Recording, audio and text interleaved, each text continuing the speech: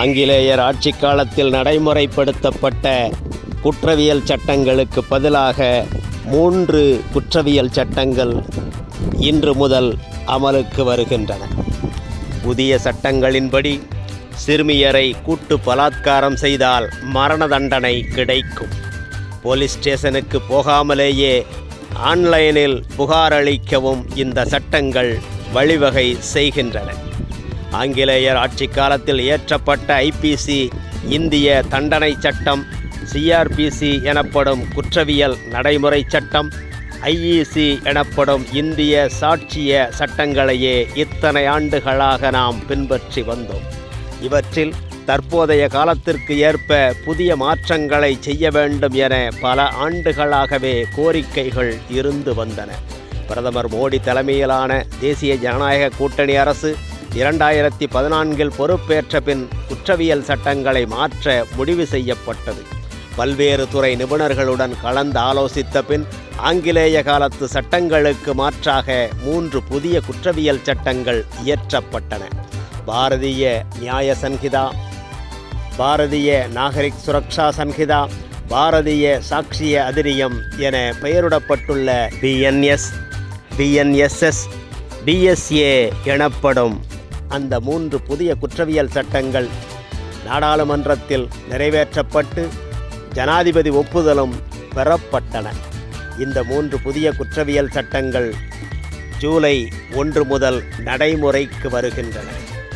3 சட்டங்களில் உள்ள முக்கியமான அம்சங்கள் என்னவென்றால், கிரிமினல் வழக்குகளில் விசாரணை முடிந்த 45 நாட்களுக்குள் தீர்ப்பு வழங்கப்பட வேண்டும்.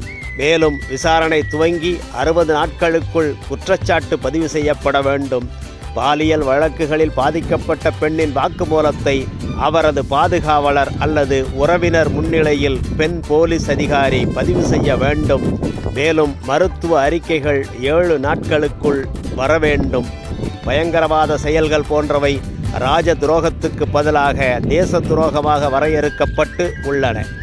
இவை போன்ற குற்றங்களில் தேடுதல் வேட்டைகள், பறிமுதல்களை வீடியோ பதிவு செய்வது கட்டாயமாகும்.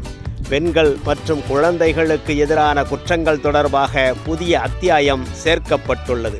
குழந்தையை வாங்குவது மற்றும் விற்பது கொடூரமான குற்றமாகும். 18 வயது நிரம்பாத சிறுமியரை கூட்டு பலாத்காரம் செய்தால் மரண தண்டனை அல்லது ஆயுள் தண்டனை விதிக்கப்படும்.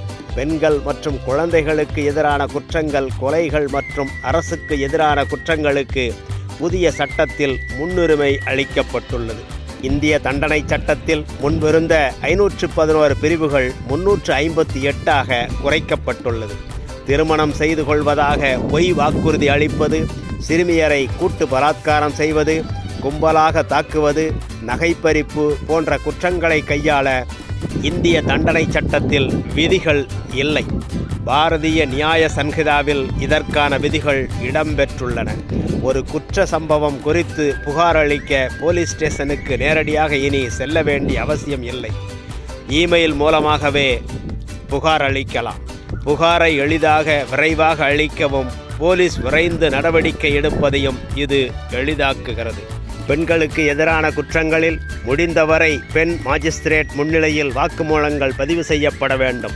இல்லாத பட்சத்தில் ஆண் மாஜிஸ்திரேட் முன் வாக்குமூலங்கள் அளிக்கலாம். ஆனால் அங்கு ஒரு பெண் இருப்பது கட்டாயமாக்கப்பட்டுள்ளது.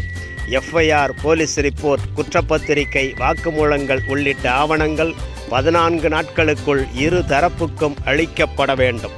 நீதிமன்றங்கள் அதிகபட்சமாக 2 முறை மட்டுமே வழக்கு விசாரணையை ஒத்திவைக்க வேண்டும். பாலினம் பற்றி குறிப்பிடுகையில் 3ஆம் பாலினத்தவர்களும் இனி சேர்த்து கொள்ளப்படுவர். இவை போன்ற அம்சங்கள் புதிய சட்டத்தில் இடம்பெற்றுள்ளன.